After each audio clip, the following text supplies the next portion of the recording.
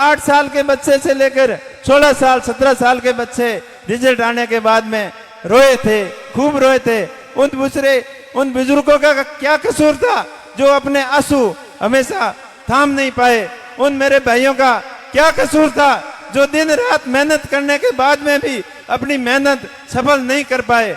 मैं उन ऐसे भ्रष्ट अधिकारियों को और मेरे कुछ जानकार भाइयों को ये कहना चाहता हूं कि बड़ी पार्टियों को टक्कर देते हुए बड़ी टक्कर दी और अच्छा चुनाव लड़ा। उनके साथ में हमारे संघर्ष के साथी भाई हाजी मूसे खान जी, जिनका आज जन्मदिन भी है, उनको जन्मदिन की भी बहुत बहुत बधाई। और मंच पर विराजमान समस्त जनप्रतिनिधियों, मेरे संघर्ष के साथियों और सतीश कौम के लोगों का एक बार पुनः आभार और धन्यवाद।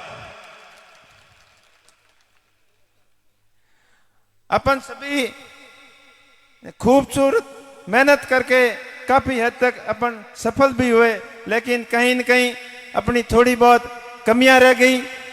और वो क्या कमियां रही थी इसके बारे में भी सोचना पड़ेगा।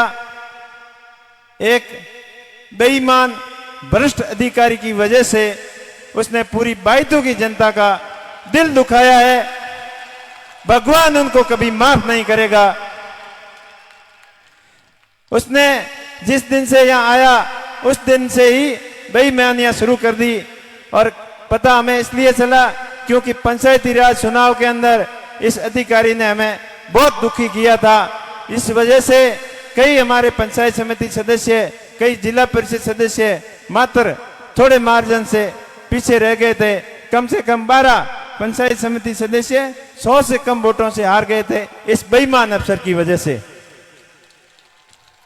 और मुझे भी हराने का खूब प्रयत्न किया, लेकिन आप लोगों ने भरपूर साथ दिया।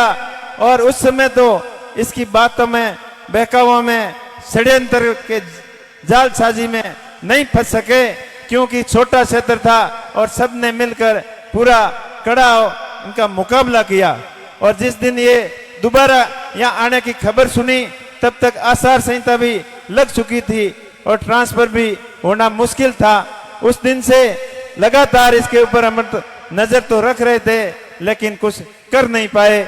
इसने खूब प्रयत्न किया।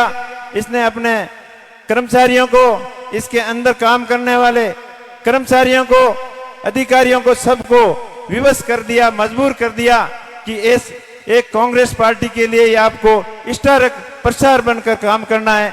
इस तहत उसने बीएलओ की भी मीटिंगें ली, ग्राम सेवक की भी मीटिंगें ली और समस्त पटवारियों वगैरह जो भी सरकारी तंत्र था उसका पूरा दुरुपयोग किया।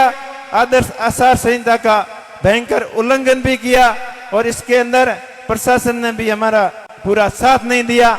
इसने मतदाता सूची के साथ में भी बड़ी छेड़छाड़ की, जिसके सबूत भी हमारे पास में है। कम से कम 5000 ऐसे लोग थे जो नए लोग थे, आरएलपी को वोट देना चाहते थे। उन लोगों का मतदाता सूची से नाम कटवाकर उन नकली नाम 5000 के करीब इसने जुड़वाए, जिनके माँ बाप का और एड्रेस का भी कोई पता नहीं है। ऐसे नाम मतदाता सूचियों के अंदर आए हैं, ये आप सबको पता है। बेईमानी की तो हद तब होती है जब हमने शिकायत के ऊपर शिकायत करने के बाद भी कोई प्रशासन की तरफ से सहयोग नहीं। इस भ्रष्ट अधिकारी के खिलाफ जिला निर्वाचन अधिकारी को भी कई बार शिकायतें करने के बाद कोई एक्शन नहीं। और सबसे ज्यादा शिकायतें चुनाव प्रचार के अंदर हुई है तो वो बायतू के क्षेत्र की हुई है, जो एक टोल फ्री नंबर था जिसके ऊपर आपको वीडियो अपलोड वगैरह हुए थे। वो सबसे ज्यादा शिकायतें अगर कहीं हुई है पूरे राजस्थान में 200 क्षेत्र में, 200 विधानसभा क्षेत्र में सबसे ज्यादा बायतू की हुई, तब भी नहीं सुनी। और उसके बाद में ये षड्यंत्र के ऊपर षड्यंत्र रचता गया और चाहे मतदाता केंद्रों के ऊपर हमने सतर्कता के हिसाब से कई जगह फोर्स लगाने की और वेब कैमरे के लगाने की भी बात कही, लेकिन इन्होंने षड्यंत्र के तहत आरएलपी और बीजेपी के जो मतदाता ज्यादा थे उन बूथों के ऊपर इनने कड़ाई से कैमरे भी लगवाए और जिस बूथों पर हमने बोला उनके खिलाफ उन कोई एक्शन नहीं लिया, नहीं तो फोर्स लगाई एक्स्ट्रा और नहीं वेब कैमरे लगाए। तो इस तरीके से पूरा षड्यंत्र किया।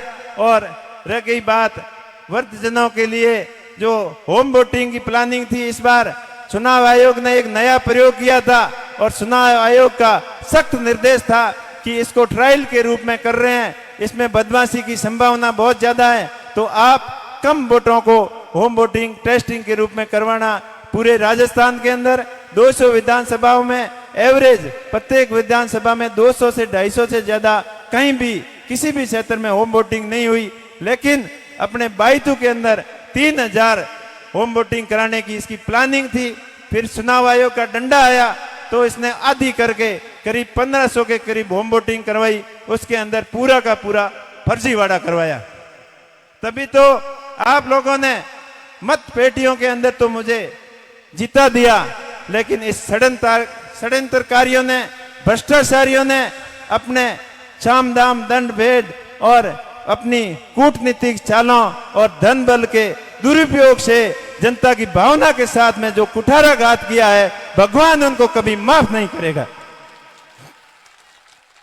अरे उन बच्चों का क्या कसूर था जो 8 साल के बच्चे से लेकर 16 साल 17 साल के बच्चे रिजल्ट आने के बाद में रोए थे, खूब रोए थे।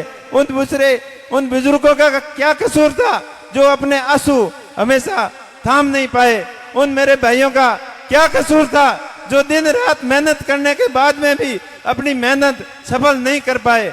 मैं उन ऐसे भ्रष्ट अधिकारियों को और मेरे कुछ जानकार भाइयों को ये कहना चाहता हूं कि मैंने आपका ऐसा क्या बिगाड़ा ताकि तुमने अपने निजी स्वार्थ के लिए, अपने निजी हित के लिए लोगों के दिलों के साथ में कुठाराघात किया और मेरे साथ में नहीं, पूरी बायतों की जनता के साथ में जो आपने किया वो जनता आपको कभी माफ नहीं करेगी। फिर भी आप लोगों को मैं यही कहना चाहता हूं कि आप भगवान के ऊपर भरोसा रखें और अपने खुद के ऊपर भरोसा रखें। आपका भाई इतना कमजोर नहीं है कि ये कितना भी दुख दे दे, लेकिन ये दुख सहन करने की भगवान के ने मेरे को क्षमता दी है। पर मेरे को दुख जरूर होता है उन बच्चों को, उन अपनों को रोते हुए देखकर अपने आप को रोक नहीं पाता हूं। भगवान उनको कभी माफ नहीं करेगा, ये मैं बार बार भगवान से यही प्रार्थना करता हूं। और उस भ्रष्ट अधिकारी की और जिन्होंने षड्यंत्र करके ये खेल रचा है उनको कभी माफ नहीं करेगी। आपका ऐसा हौसला हमेशा बना रहे और मैं हमेशा आपके सुख दुख में हमेशा आपके साथ में खड़ा रहूंगा, ये आपको मैं विश्वास दिलाता हूं।